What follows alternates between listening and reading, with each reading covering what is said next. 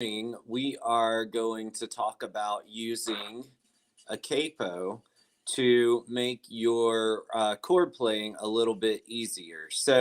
Yesterday we talked about um, stretching your fingers out, getting used to playing open chords. We're mainly talking about open chords this week. And we talked about some of the easiest keys to play in, and those keys are D, A, and G. And we talked about a couple of the chords in those keys. And as I was saying yesterday, as far as minor chords go within a major key, G is by far the easiest key to play most songs in. And it's really going to change a little bit based on the chord progression and things like that. And I'll get into that a little bit later and maybe talk through some of those things. But in general, those three keys are the ones that are the easiest to play in. And so if you're trying to learn a song that's not in one of those keys, and say it's in a flat key even, or a sharp key, and you're still not ready to play bar chords, you're still building up your finger strength and everything, a capo can be a way that you can start playing those songs today. And because when you're learning guitar, there's always something that you can work on, even when you're not ready to move forward. In the past, I feel like people have pushed chords, have pushed bar chords, and then you get to a limit where that you just can't break through this wall that you have. Um and so you put the guitar down and you stop practicing. But there's always something that you can learn, even if you know how to play three chords and you can play along with a song using a capo. You're still getting your right hand stronger. You're still building that finger strength.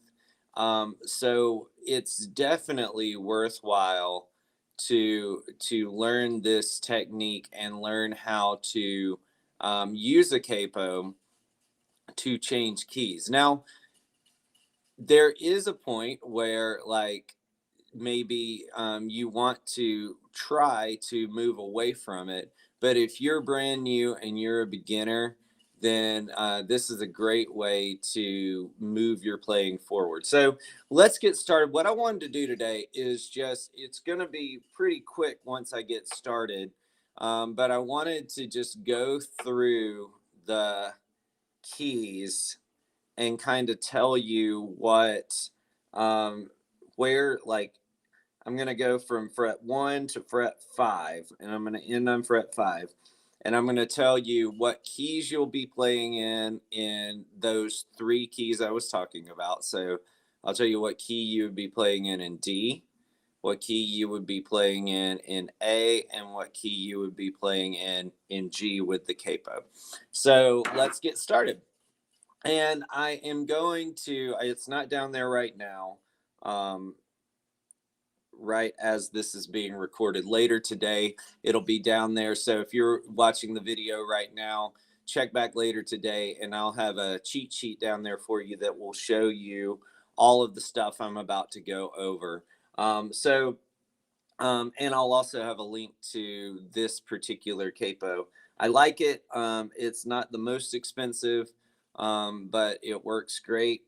It's easy to move around, and yeah, I just like the cheaper capos. I don't like to pay a ton of money for my capos. Okay, so let's start with right here. So right here, we're on the first fret. So if we're playing in the key of D, we are playing if we're using D chords, we are playing in the key of E flat now. So that would be E flat, A flat, and then B flat. When we're doing D, G, and A, that would be E flat, A flat, flat. All right, so in the key of A, our main 4 major chords in the key of A would be B flat, and then E flat, and then F.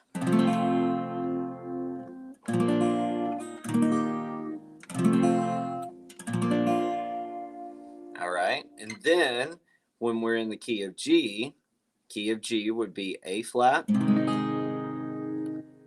or G sharp, D flat or C sharp, and then E flat.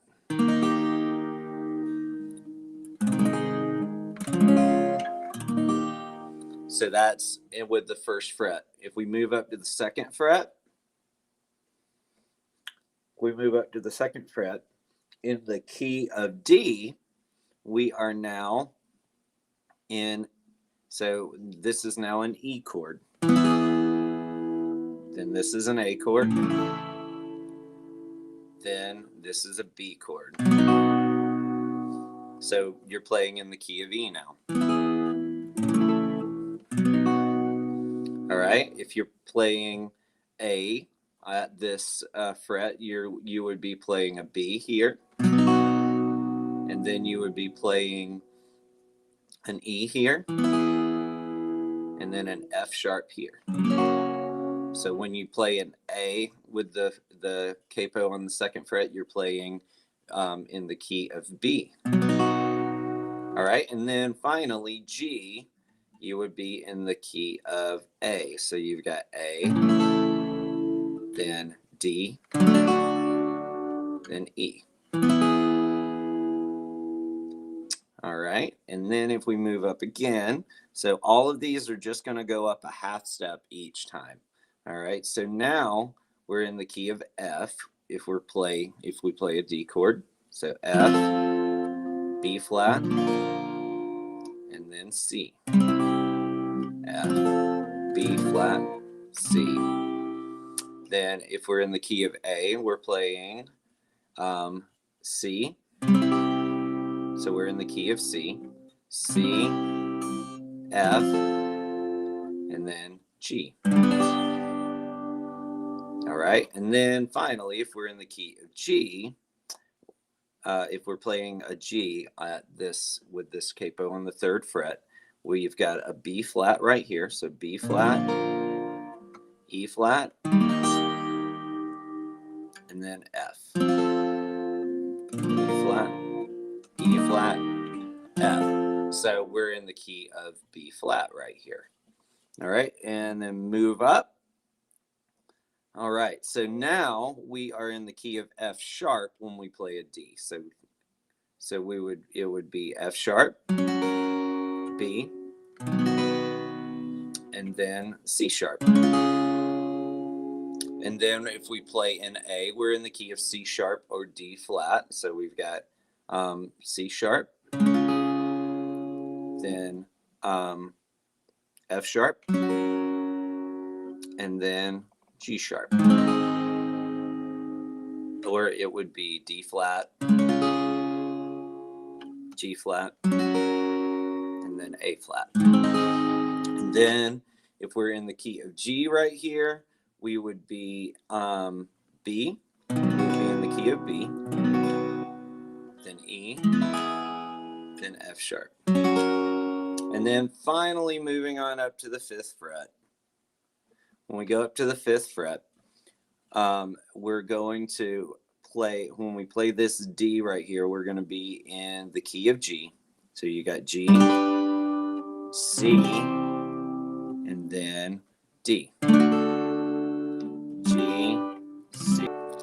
And then, so if we played in the key of A right here on the 5th fret, we would be in the key of D. So we've got D, then G, and then we end on A. And then finally, if we play a G with our capo on the 5th fret, we've got C, F, and then G. So C, F, G. All right, and that's pretty much it. So like as you notice when I got up to the 5th fret, we were starting to get back to keys that are available to us without a capo anyway. And so really once you get past about the 3rd fret, you're starting to repeat yourself. So like depending on the chords that you want to use, you probably don't want to go much above the 3rd or 4th fret. Definitely not above the 5th fret. Once you get up there, I mean, people have used it to make their guitars sound a certain way, but once you get up there, it gets to where the guitar starts to not sound like a guitar anymore, and it has more of a ukulele type sound to it. And like I said, guys, I'm going to post these, a quick reference guide for you at the bottom in the description. Just give me a little bit time and look for that a little bit later today. I hope you enjoyed this video, guys, and be looking for a early sign up for my course that will be coming out. I'm going to do a end of the year deal that will give you access to the course plus my membership. And I'm going to start posting some things that you can see exactly what the course is going to include over the next couple of days. And if you have something that you would like me to include in the course, maybe it's something that you've been looking for that you just haven't found in anybody else's guitar courses or their videos, let me know, because I'm still building the course out. And part of the reason I'm giving such a good deal for next year is I need your help. I need your help to help me build the course and tailor it exactly to what your needs are. So, and that's also why I'm only opening it to a few people, because I want it to be small enough that I can interact with you guys as you're coming in and know exactly the things that you need and design the course exactly for what you want to learn and for your needs. So I'm keeping it small, and I am tailoring it solely for you. So if you're looking for a guitar course that's like private lessons, but without all of the extra cost, then this is going to be the lesson for you, because there's going to be a lot of community involvement, a lot of back and forth with me, some one-on-one with me, some groups with me over the next year. So be looking for the links on exactly what's involved in that and exactly how you can sign up. I'll see you guys tomorrow in the next video. And tomorrow we are going to start talking about lessons and what are the best ideas for you to learn. What are some options out there that are available to you? And we're going to talk a little bit about whether or not it's worth it to pay for private lessons. So stay tuned for that, and I'll see you guys tomorrow. Have a good day.